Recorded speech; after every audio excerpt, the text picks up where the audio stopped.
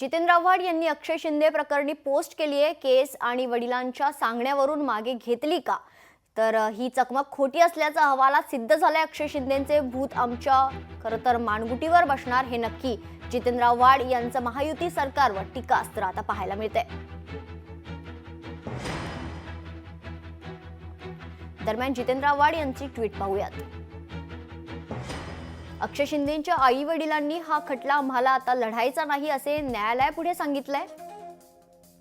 गरीब मायबापाने आपल्या मुलाच्या मृत्यूचे ओझे हृदयावर असताना देखील घाबरून ही केस मागे घेतली आहे। कुणी एवढे दूधखुळे नसतं की एवढी पुढे गेलेली केस मागे घेतली जाईल। ही चकमक खोटी असल्याचं अहवालात सिद्ध झालंय। प्रश्न आता असा आहे की ही केस आई वडिलांच्या सांगण्यावरून मागे घेतली जाऊ शकते का? कायदा इतका पायदळी तुडवू नका, अक्षय शिंदेचं भूत तुमच्या मानगुटीवर बसणार हे नक्की, असं ट्विट आमदार जितेंद्र आव्हाड यांनी केलंय। उद्रेक झाल्यानंतर सगळे ट्विट करणारे सांगत होते की त्याला फाशी दिली गेली पाहिजे, त्याला आमच्या ताब्यामध्ये द्या, आम्ही त्याला मारून टाकू। हे तुमच्याच माध्यमातून आम्ही ऐकलेलं आहे। आणि ज्यावेळी तो पोलिसांवर अटॅक करायला जातो ते पोलिसांकडच्या वेपनमधनं त्याला मारलं जातं आणि आता त्याच्या या सगळ्या प्रकरणावर शंका निर्माण केली जाते।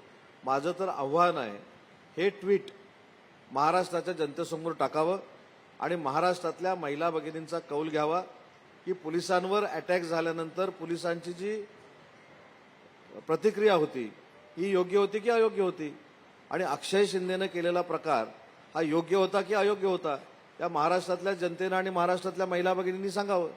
त्याच्यामुळे ज्यावेळी निवडणुकांचं राजकारण करायचं आहे तर वेगळ्या पद्धतीनं वागायचं आणि निवडणुका झाल्यानंतर उगाचच आक्षेप घ्यायचे, हा राजकीय खोटारडेपणा आहे।